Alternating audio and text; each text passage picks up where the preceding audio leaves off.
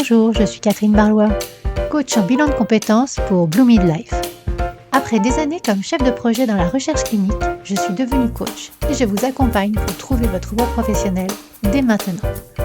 Bienvenue dans ce podcast où je partage avec vous, seul ou avec mes invités, des conseils, des expériences, du coaching dans la bonne humeur. Alors, on est parti pour l'épisode du jour. Bonjour à tous et bienvenue sur l'épisode numéro 121 du podcast Blue Mid Voice où je reçois en interview Coralie Béjot pour parler des premiers secours en santé mentale. Mais avant de plonger dans l'épisode du jour, j'ai une question pour vous.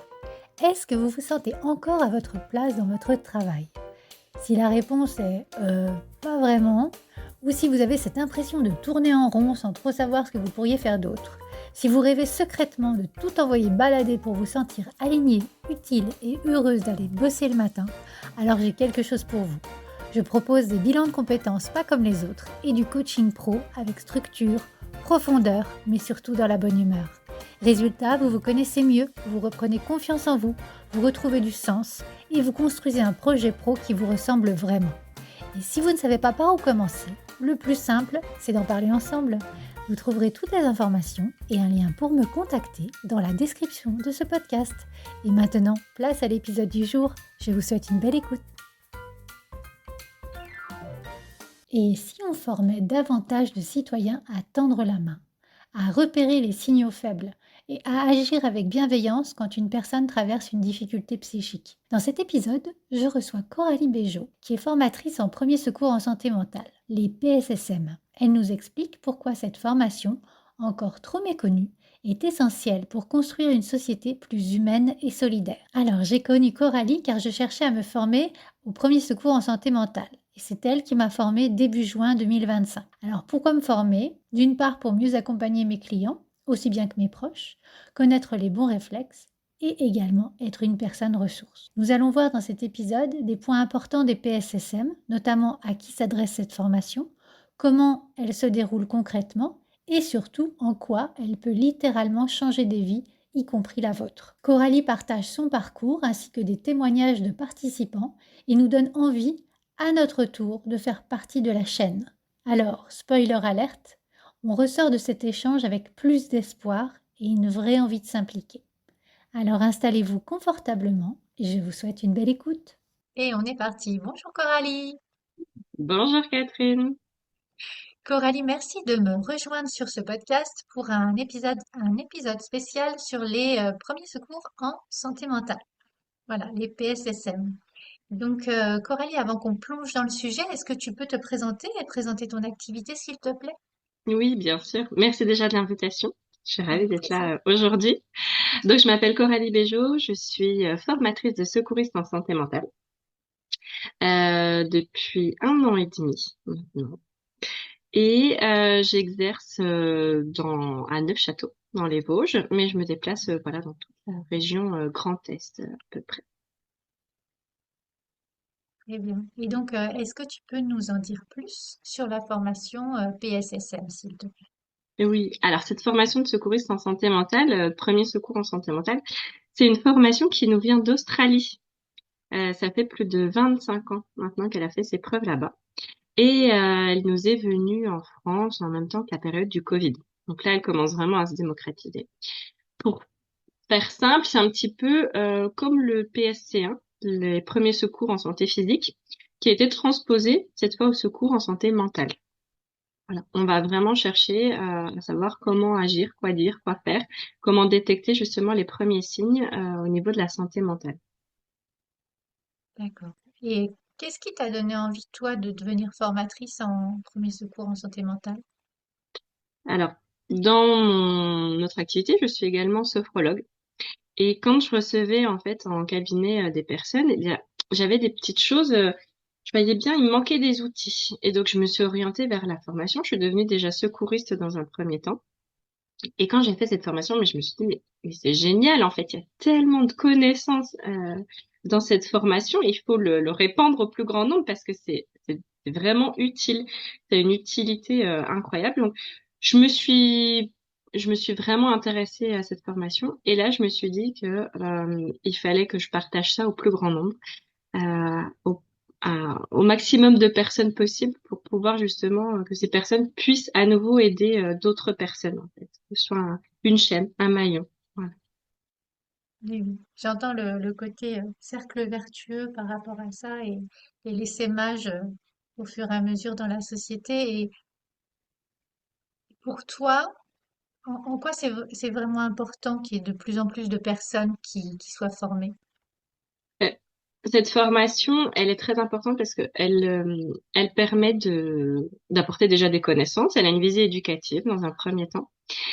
Et à travers ces connaissances, on va permettre de déstigmatiser, de briser certains tabous aussi, ce qui va permettre de libérer la parole.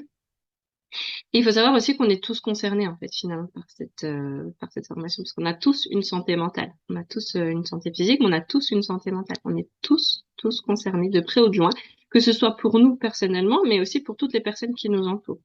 Il y a une personne sur cinq qui, au cours de sa vie, va connaître un problème de santé mentale. Donc, on est tous potentiellement susceptibles de connaître quelqu'un et donc de pouvoir aider quelqu'un à un moment donné. Euh, c'est le but de cette formation, ça permet aussi de sauver des vies. Parfois, on s'en rend pas compte, mais ne serait-ce qu'un petit geste, ne serait-ce que tendre la main, ne serait-ce que pouvoir aider d'une certaine manière, bah, ça va pouvoir sauver peut-être quelqu'un. Donc ça, c'est très important. Et donc, plus on va être formé, plus le nombre de personnes formées sera importante, plus finalement on sera dans une société aussi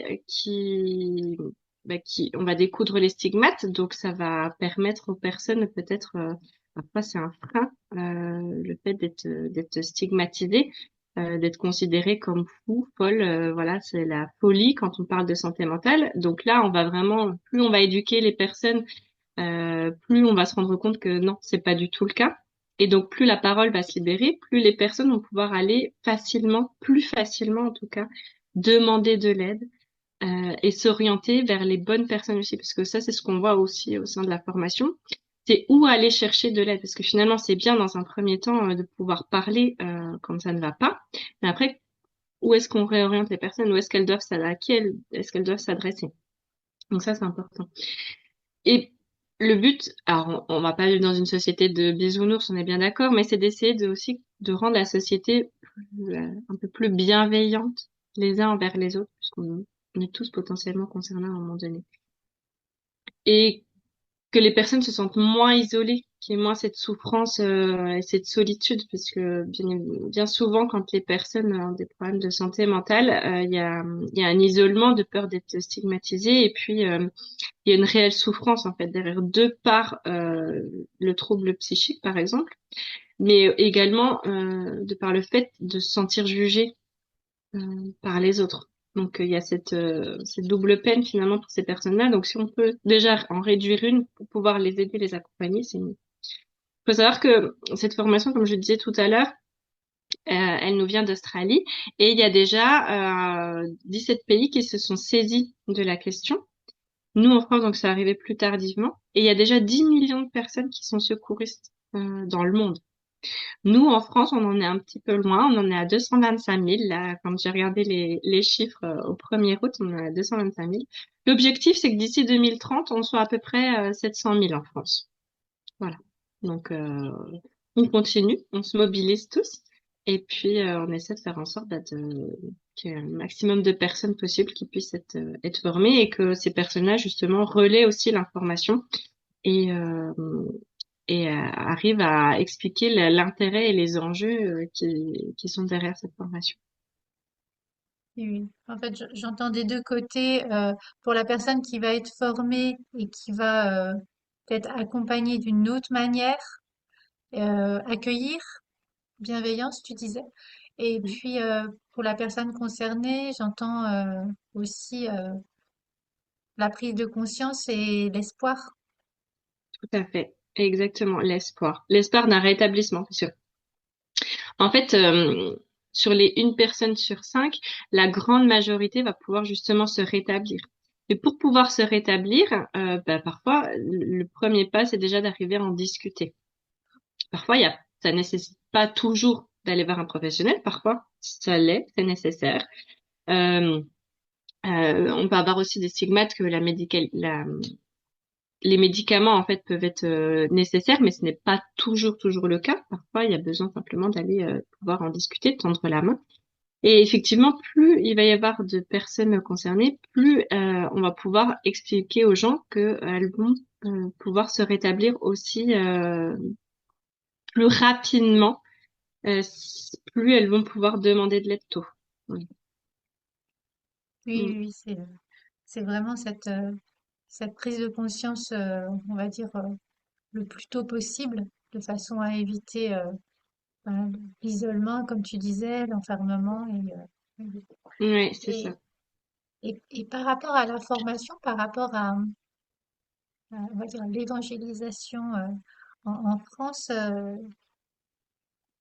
moi, je sais que tu m'as formé dans le cadre en fait de particuliers que tu formes. Tu interviens aussi en entreprise. Et comment en fait, comment on peut déterminer qui peut suivre la formation?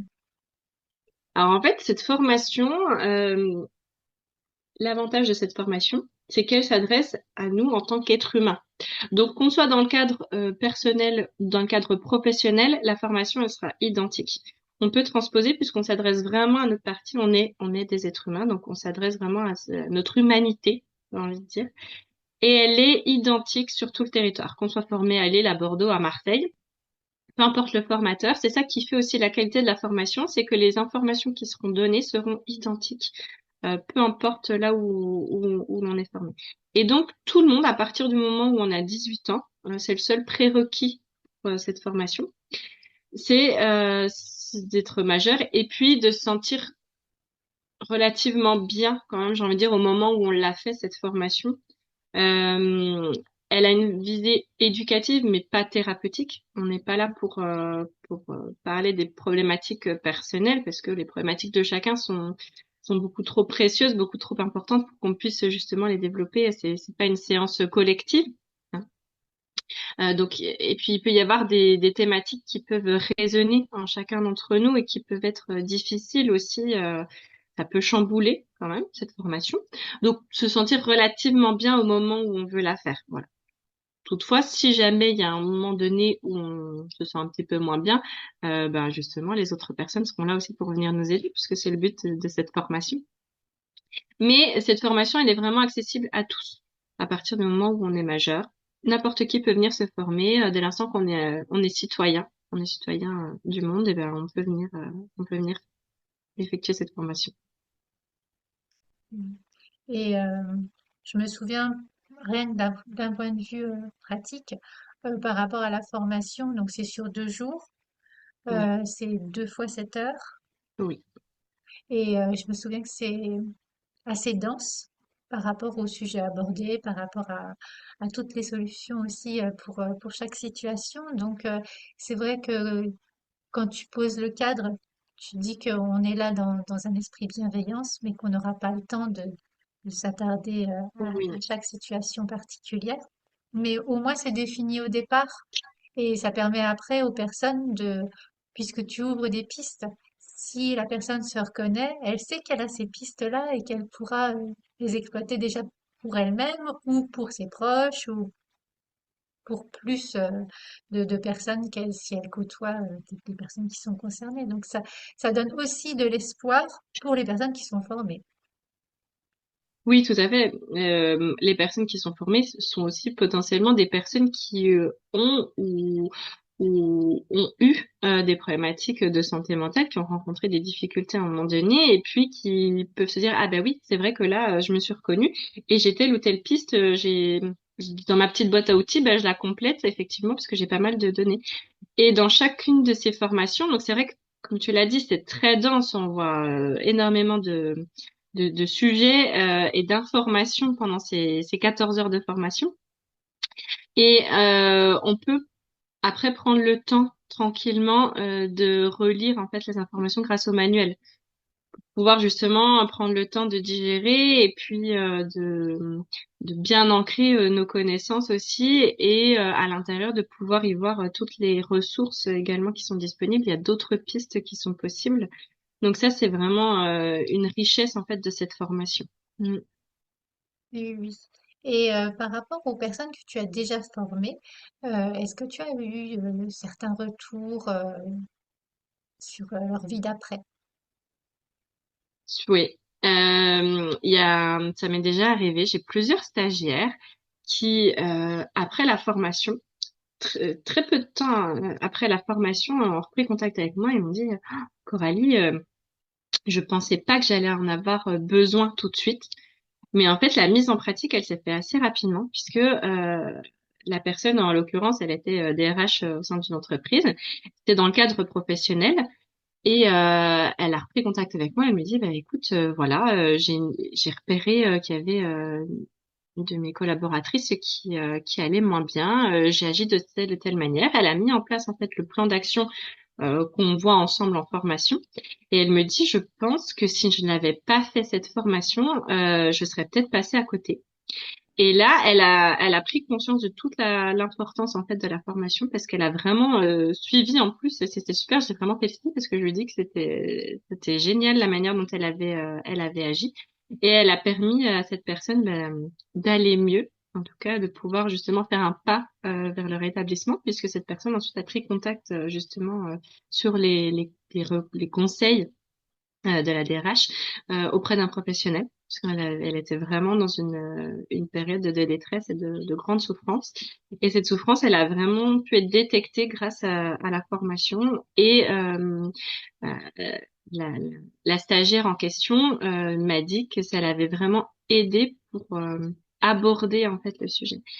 Elle a Elle m'a dit, je me suis sentie beaucoup plus à l'aise. Elle dit auparavant, peut-être que j'aurais pas du tout su détecter déjà les premières choses et les premiers signes, et je n'aurais pas su du tout aborder la question, ou alors que j'aurais été maladroite, j'aurais pu être gauche dans mes propos. Alors que là, elle me dit, ça a été vraiment fluide et j'ai su quoi dire, quoi faire, comment agir et vers qui la rediriger, comment pouvoir justement l'aider au mieux. Donc ça, ouais, c'est chouette. J'ai eu plusieurs retours de cette manière et donc quand on voit qu'il y a une application concrète et que l'utilité que ça en est, c'est très important. Et puis c'est une formation qui est d'utilité publique en fait. C'est vraiment sa vocation, c'est de nous aider, aider le plus grand monde. Mm. Oui, oui, oui. En fait, ça nous donne des antennes et des outils, je dirais. Ouais. On est plus sensible à l'environnement et comme tu dis, euh, on est vraiment plus outillé à la façon, on va dire que, alors je vais parler de moi, des solutions. Globalement, je pense que j'étais outillée de ce côté-là, mais c'était l'approche. Comment en parler, avec quels mots et sous quelle forme, à quel moment. Et c'est ça, en fait, aussi une grande partie de la formation qui nous aide à, à prendre un rôle plus actif. Mm. Oui. Oui. Et elle nous donne vraiment plusieurs pistes aussi pour savoir comment aborder en fonction des thématiques justement particulières. Et puis l'apprentissage tout au long de la formation, il est quand même très ludique.